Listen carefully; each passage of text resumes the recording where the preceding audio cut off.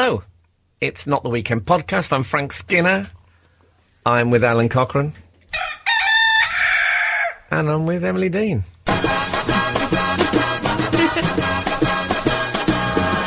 Such is the level of my humility, I didn't even use my jingle. Oh. That's the kind of guy I am. But Emily's fits like a comfortable glove now, doesn't it? It really does. I've heard that. Frank! Yes. Don't spoil my Martin McCutcheon moment. No. Which is what this is. What, you're going to start selling yoghurt? I've got musicality. Oh, those little cheeks of hers, though. They just fit into a yoghurt carton. Gee, I bet you Martin McCutcheon could secure 2 yoghurt cartons on her face just by sort of smiling and getting those cheeks up and round at the top. What do you think? It'd leave a suctiony ring when it was pulled off, wouldn't it? Yeah. But I'm all right with that. I don't mind. It looked like Martin McCutcheon was being threatened by the Mysterons. Something which I think's always been on the cards. So, I They're think big fans of EastEnders, aren't they? And they were upset about what happened to Tiffany. Was it Tiffany? Yes. Yeah. Good. I haven't watched it for... Is it still on? It is still on, yeah. David Essex is in it now, isn't he? No, I did... I turned it on once. I just said, here are all these ghastly people in this pub. It was horrible. Yeah, well, that's fairly... that's kind of what you get, though, isn't it? If I want ghastly people being miserable, I'll just pop to Weatherspoons and come back. Well, you could look in the mirror.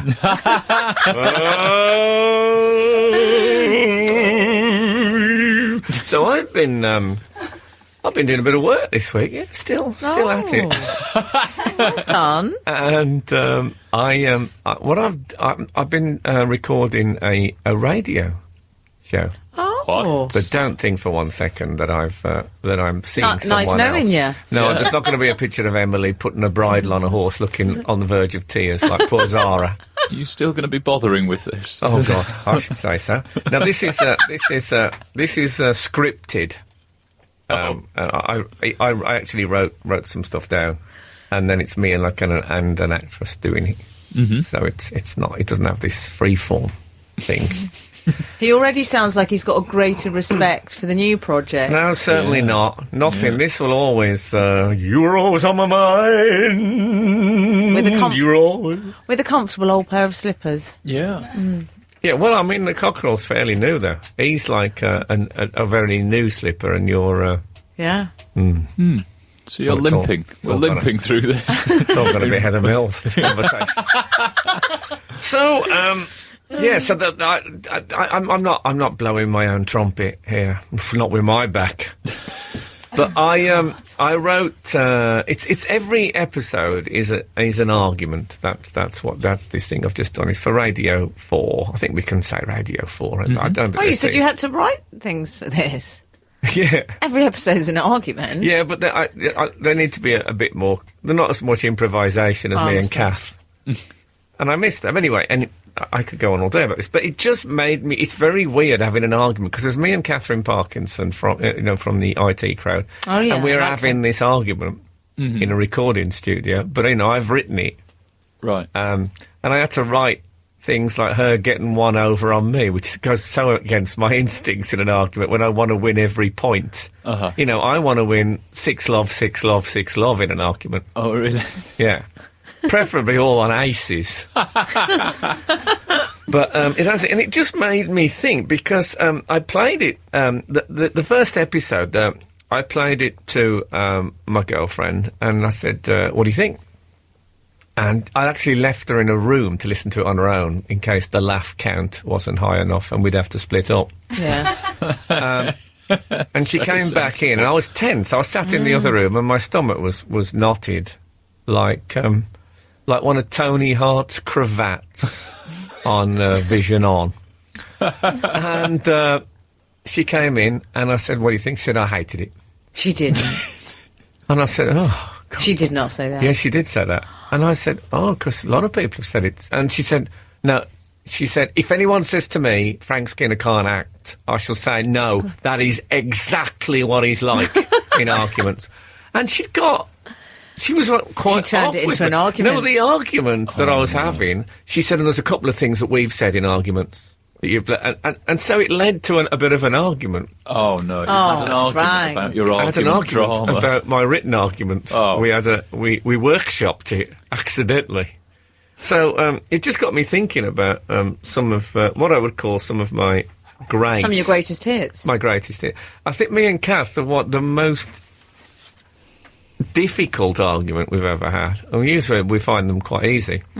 We used to have literally, I'd say the first 3 years we were together, no, 6 years we were together, we argued every day.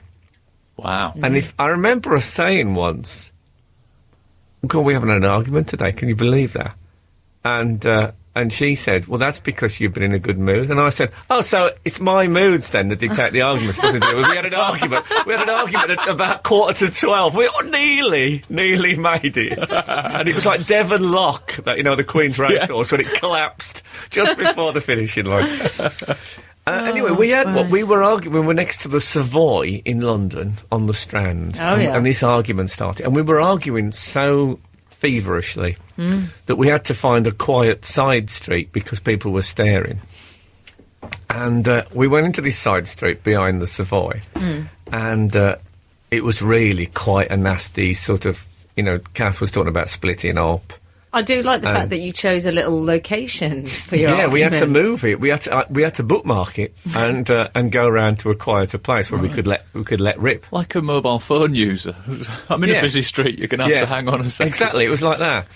But we were in this street arguing, and Kath was very, she was furious and tearful, and I was really upset. She was talking about ending it. And I suddenly realised we were in the street where Bob Dylan filmed the Subterranean Homesick Blues video. And I thought, oh man, this is absolutely... So I had two things going on in my mind. One part of my brain is thinking, that's exactly where Allen Ginsberg stood. I don't know if you're familiar with this. It's the one where Bob Dylan holds up a series of placards with words on. Oh, it's a yes. very famous video. Yeah, I've seen it. I was in the basement, and he's holding up things. And we were there, and part of me was thinking, oh man, I'm about 6 foot. And I moved, I slightly edged the argument along the street so I could stand where Dylan stood. Kath didn't know anything about this. I didn't have the courage to tell her for about I'm glad 3 weeks later. she knows now. She has been told since. She has been told, yeah. Oh, She's not good. going to find out on this podcast. She said, I hate Bob Dylan. We had another argument. I took her to see Bob Dylan once, and as we left, she said to me, we hadn't even got out, people were listening, and she said, never take me to see Bob Dylan again. I thought, you don't have to establish that now.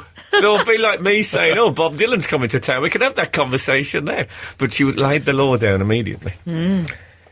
Well, Frank, I have to say, you're not alone, my friend. No. You're never alone in an argument.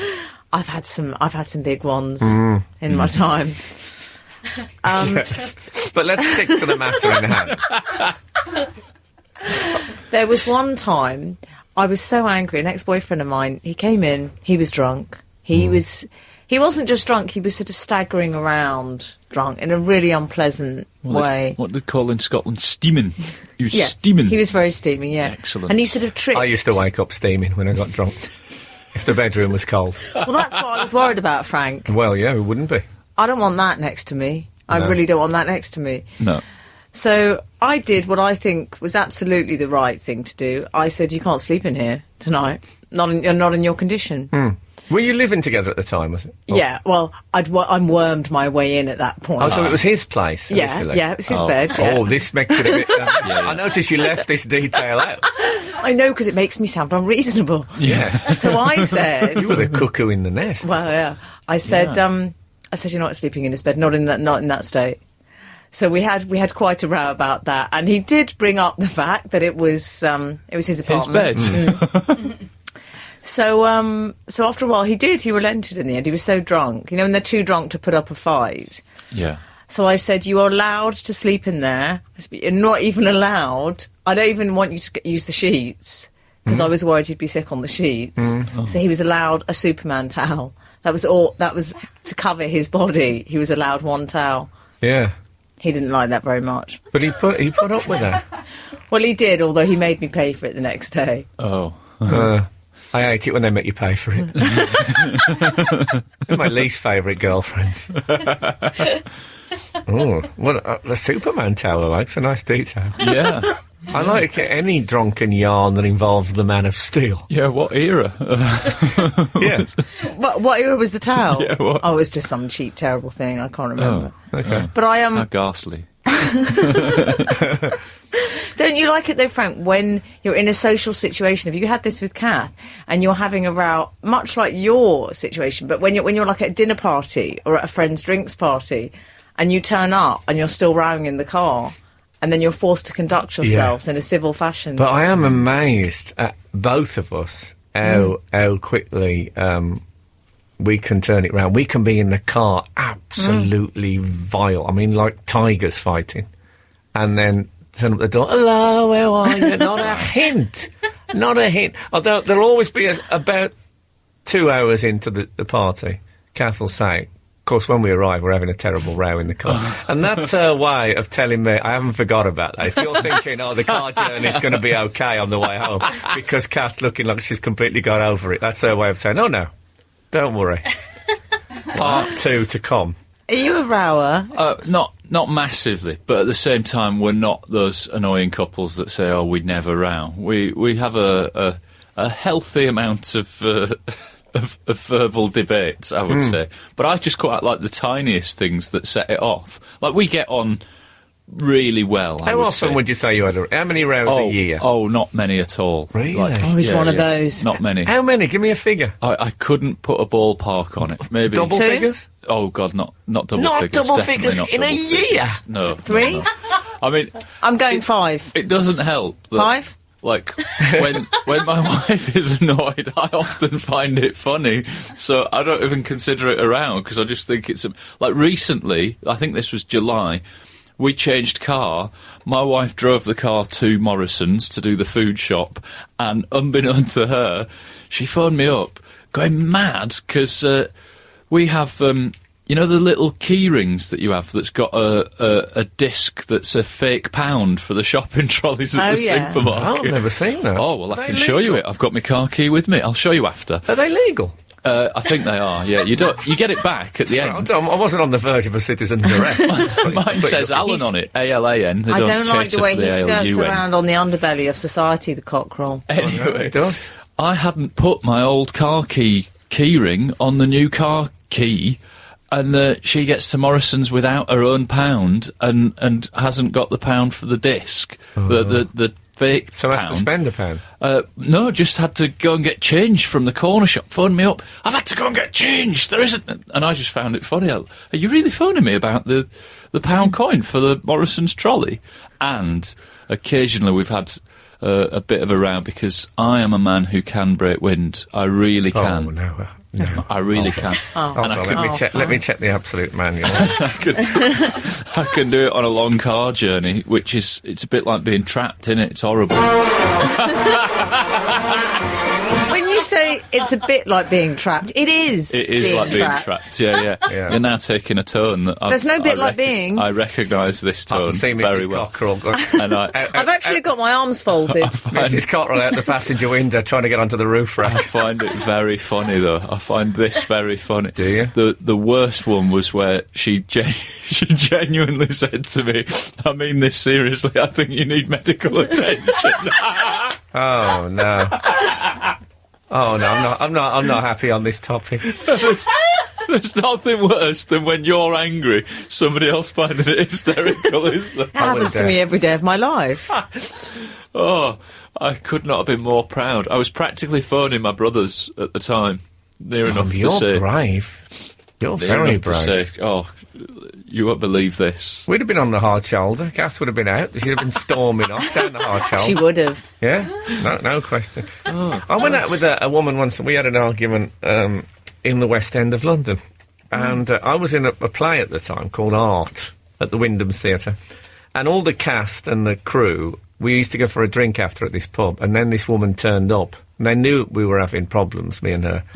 So we went outside. I remember we were having a massive row in the middle. I mean, it was like it was about 11:30 at night in the West End, maybe 11 o'clock. There was loads of people around, and we were having I wasn't bothered about this was pre-Twitter. Uh-huh. And I just let fly and she let fly. And I remember looking across, and the whole of the crew and the cast were looking through the window, their faces against the window at this point.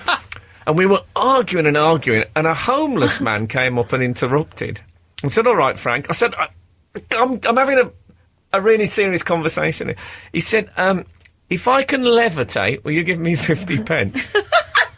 And we were like, it was a big, like, relationship-ending row. And I said, well, no. He said, no, look. And he started doing, there's like a trick you can do where you raise one foot. Oh, yes. And he did a really good version. He honestly did look like a hovering homeless. And so I'm arguing with her. Without looking away from her, I'm reaching out, handing him 50 pence. And then we're near a place called Jay Sheiky's, which was quite a posh fish restaurant. And the doors of that open, and a man comes out pushing a wheelchair with Princess Margaret in it. Or should I say, the Princess Margaret, I think is her official thing. And I'd recently done a joke about her on the telly, because I don't know if you remember, she got into the bath. I remember, it's in one of my boiling favourite water, jokes. and she burnt her feet.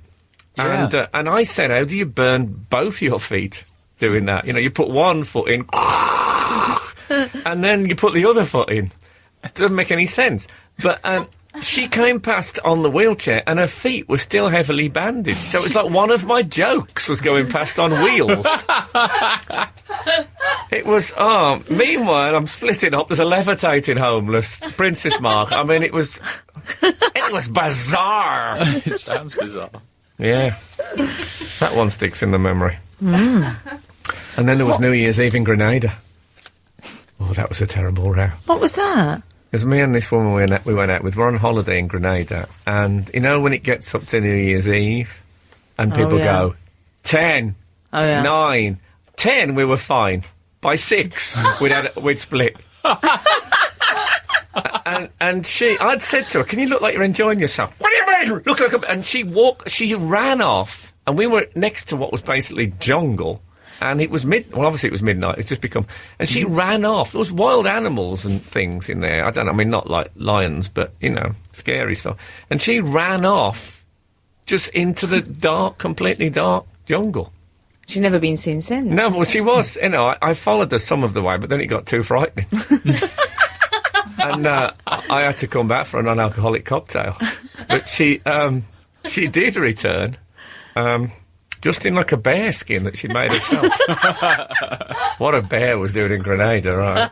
I don't know. No, but that was... you don't want... It's not the best way to start the year, because I'm quite superstitious about New Year's Eve. A way to avoid that, Frank, is don't raise issues on the count of 7. No, I'll never do...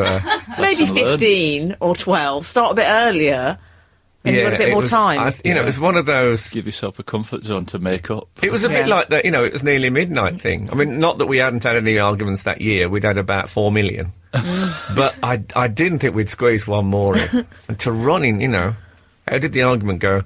Oh, she ran off into the jungle at midnight. I mean, other than Tarzan, or possibly the Phantom, the ghost who walks, can't imagine anyone else ever saying that. So, Frank, would you like to hear about the big feast? I'm calling it. This is a bit like the beginning of that folk song about the Lambton worm. Gather around, I'll tell you about the worm. Oh, Ross Noble's walked into the studio. This is Stephen McGee from Northampton. I'm giving you all the deets first. Hate people that say deets. Give us the deets. Yeah. This is the man. He's the first person to conquer what they were calling the country's biggest fry-up. It's certainly the most calorific. 7,500 calories. I don't know what that means. You don't know what that means? What would a Mars trust bar me, be? I know what that means. Okay. A Mars bar be at 100, say? Oh, God, you have no idea. What is a Mars bar then? Go on. A Mars bar, I would say at least 350. Really? Okay. Blimey. Didn't know that. I'll just let that sink in. I suppose in order to help you work, rest and play, Yeah. You probably it's going to be like 100 and 120 A each. small packet of chocolate buttons, on the other hand, About 140. Is that correct? Well, this is great. This is like... If you ever need... Weight I know Watchers. all calories. But the I know all advice for calorie a man counts. is about 2,500 a day, isn't it? Yeah. So this guy, Frank, he had 7,500 calories. Trust me, that's a lot. Yeah. Yeah. It was at the Hungry Triple. Posse Cafe in Northants. Hungry Hossie. Yeah, that's what it was called. Okay. Well, what it contained in it had 3 sausages, 3 beef burgers, 3 rashers of bacon, 3 square sausages, I like the rule of 3. With this. 3 slices of black pudding, 3 portions of mushroom. I mean, if you see a picture of it, it actually looks pretty disgusting. Well, I have seen a picture because it was Yeah. I looked at the Daily Mail website, and Yeah. what I didn't like about it is there was so much, apart from the sort of what you expect from a breakfast, it was piled high with bread and potato waffles, which I have to say didn't look at all versatile. In the picture, they look like they're quite limited in what you could do with them. Yeah. I don't mind a potato waffle. I wouldn't have wanted all that bread and toast, though. Oh. It's just... No, who needs that in their Put life? them on the side and give me the rest and I'll have a go at it. But I suppose the deal is you have to finish the whole. Well, yeah, Yeah. because 60 people have tried this before, and they've all failed, apparently. Losers. Yeah, because they didn't actually finish it, and they installed a camera. They went to the expense of installing a camera in the kitchen. They sound rather petty, these people. Glutton cam. Yeah. To see if he'd finished it all. Why didn't they just stand out front?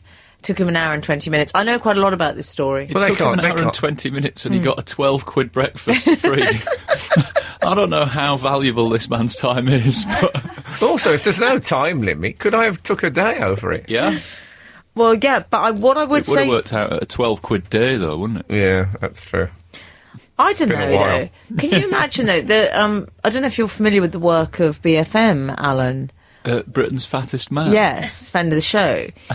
He... Is it? This is nothing to him. He'd laugh in the face of this. This is Atkins for him. This is Yeah. like a day off. Well, I don't know if he'd do it all in one go, though. Oh, with he BFM. would. I There think are 40 packets of crisps, BFM, man. but I think he has his crisps on a drip. Well, his Are you suggesting he grazes? I think biggest problem would be getting to the cafe, because isn't he bed-bound or No, he's got a homebound? mobility scooter now. I think his upper arms have grazes from where they're dragged on the pavement. Well, there used to be when opposite Langley Baths, where I lived, there was a cafe called the El Toro, Oh, yeah. and they used to have a thing there called the He-Man's Breakfast, Really? which Taffy Jeff, I remember, he had 2 once, which we could not believe that.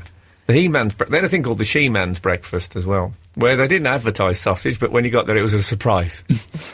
But it was. I got nowhere near it.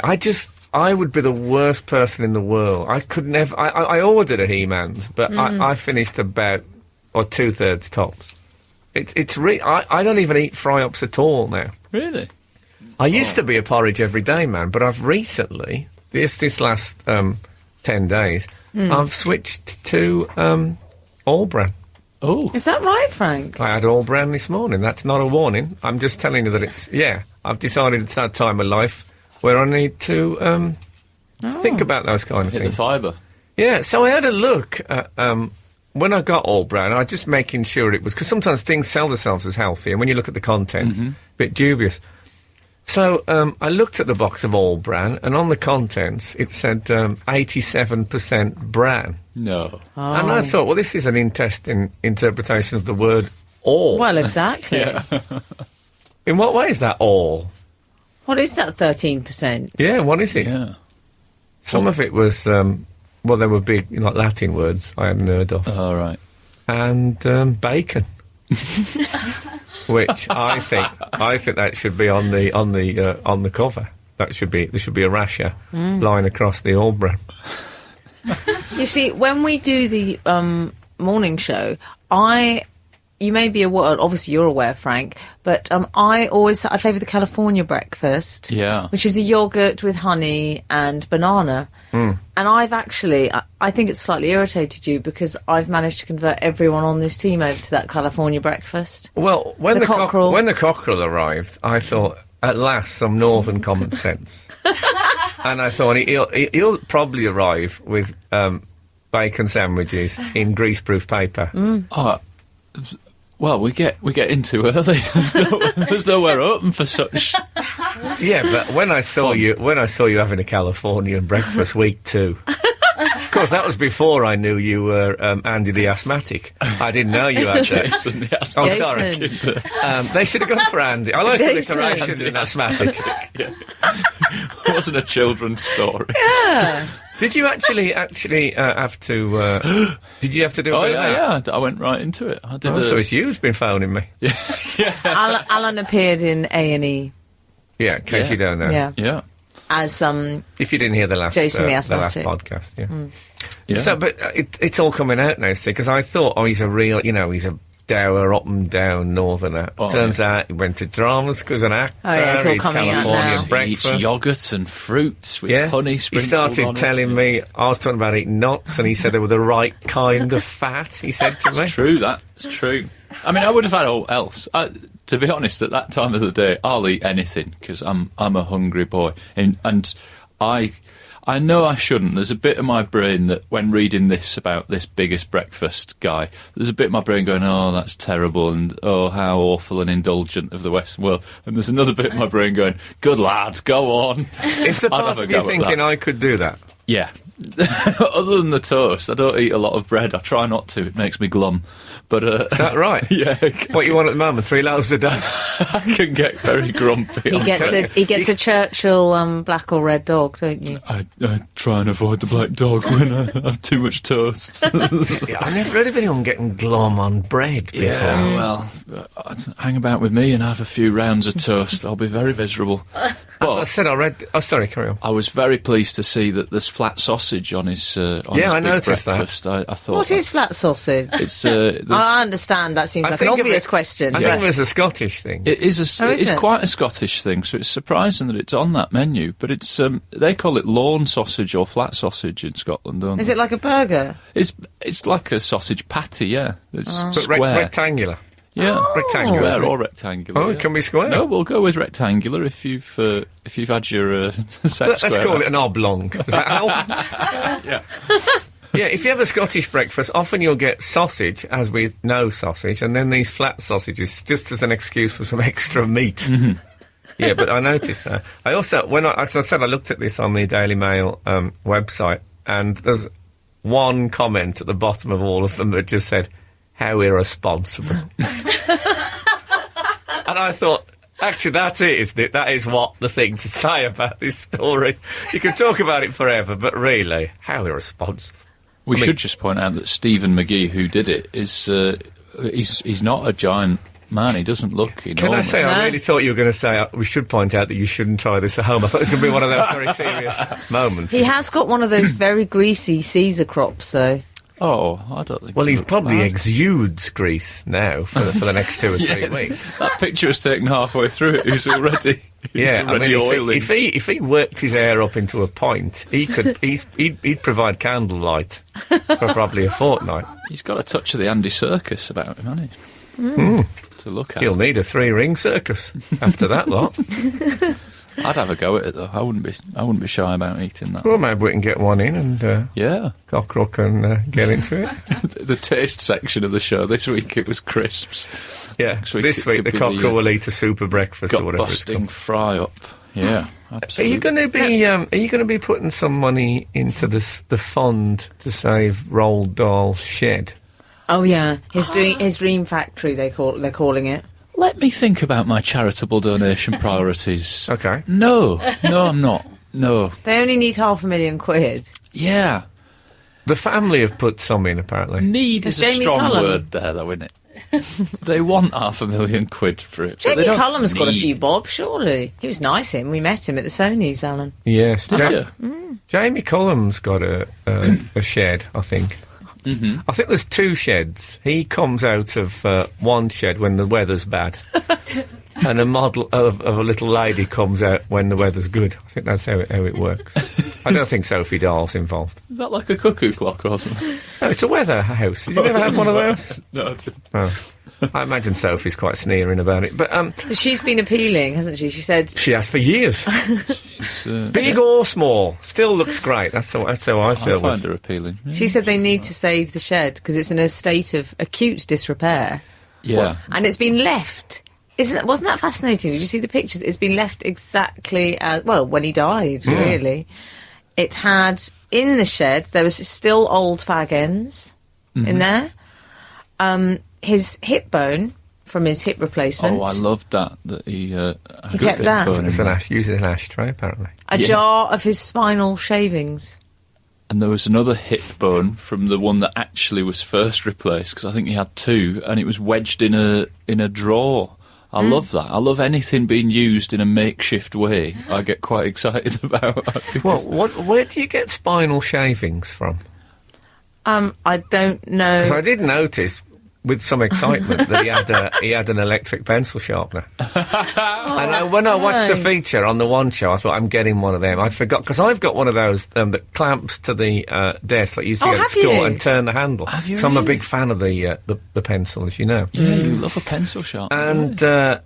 And then I saw this electric one, and I thought, well, I wouldn't mind one of them in my own writing room. The electric. I'm thinking of maybe buying a stuffed boxer dog and incorporating the electric pencil sharpener into that. What do you think? Yes. I mean, it'll be a talking point if anyone comes into your office. Well, exactly. And I'm just saying, hold on, well, I'll make a note of that. And they go, whoa. I like Frankie also. He had an abscess. I don't like that he had an abscess. It's not my favourite thing about Roald Dahl. No. But what was interesting... That is plus, it makes the heart grow fonder, apparently. Very good, man. Thank you. He had cut a hole, rather than remove the abscess, he'd cut a hole into the back of the chair in order to accommodate... You're joking? No, How big was the I'm not abscess? joking. It was pretty big, apparently. Yeah, it was a big old sore or something. Big old... Sticking It was out an of his- abscess / sore. Sticking out of his lower back. I'm going off. I'm going off the shed. I didn't think we'd have to squeegee out pus before we could let the public in. Well, where I write, I have a shaving mirror set up just for pimples. No, I don't. You both looked at me a bit too serious. Do you have a see? I have a little office in Covent Garden where I go to write. Right, I have an office in our house, and I even bought a nice desk for it out of some money that I was left by my late grandmother. And Lovely. Not written a single thing on that desk. I've written loads on trains and buses and just travelling about. Nothing. right? Nothing. On my desk, I've got two Wile E. Coyote, a model of Wile E. Coyote, and a little model of Tintin. Oh yeah. I thought determination and courage. That's what you need, you know. Yeah. Writing jokes. I think you'll agree with that. Yeah. Not what people think of. You know, but the emergency services can claim what they like, but when you're, I think when you're writing jokes, that's what you need. So I have that, and I have on the wall, I've got some one or two famous comedians to inspire me. I've got Laurel and Hardy, Max Miller, signed photo of Charlie Chaplin, Great. Really? and a waxwork Jimmy Carr, life size. Or is it Jimmy Carr? It's very hard to tell the difference. Frank. As it happens, I've got a Laurel and Hardy pencil pot, like, you know, a little holder that my mum got me. Oh, lovely. For my office, as it were. My car has become a sort of like my shed. Is that you said? Oh, really? Yeah, because men like a little den, sort of shed area, don't they? Yeah, and I've got when I drive to the football and stuff, which takes me like a couple of hours, 2.5 hours, say. I get me, my audio book, and I'll get me sweets in the central bit, but just behind the gear change thing. I like a bag of Skittles in there for the journey. Yeah, how many calories is that? Family size? I don't know really. I need to establish exactly what the size is. About that big. Okay, I'd say you're looking in that whole packet probably about 480. Oh, Yeah. I can't believe that. No, Trust me, that will bit be. of a calorific dispute on the Skittles. Voice of controversy over Yeah. Yeah, so I've got, at the moment, I've got audiobook of the Wasp Factory. Oh, And, full tank, plenty of sweets, nice audiobook. I mean, it's an absolute... I'm thinking of maybe getting a little paraffin heater in there and a vice. What do you reckon? No, but I get very cosy on the motorway. Yeah. Which is surprising at, between 110, 120 miles an hour. Still speeding then, Jay. No, can I point out to anyone listening that obviously was a Exaggeration. exaggeration. And that was a genuine cough, not a comedy sitcom cough. No, definitely not. But Roald Dahl apparently didn't use drawing pins. He had pictures of his family up that he stuck into the polystyrene. Not with stuff from his abscess. No, he did it with bent out paper clips, which is weird because I have a thing on my cork board where I stick it in with clippings of my big toenail. You are not serious. Oh, God. But it does mean that I can only put up about 4 pictures a year. I have to wait. It takes a good 6 months to grow a toenail to whack it in. But give it 20 years. Yeah, it'd be That's going to quite the collage. Yeah, that's going to look like coral growing on the bottom of an oil rig. We are Absolute Radio, and right now you're listening to Frank Skinner's section of the broadcast.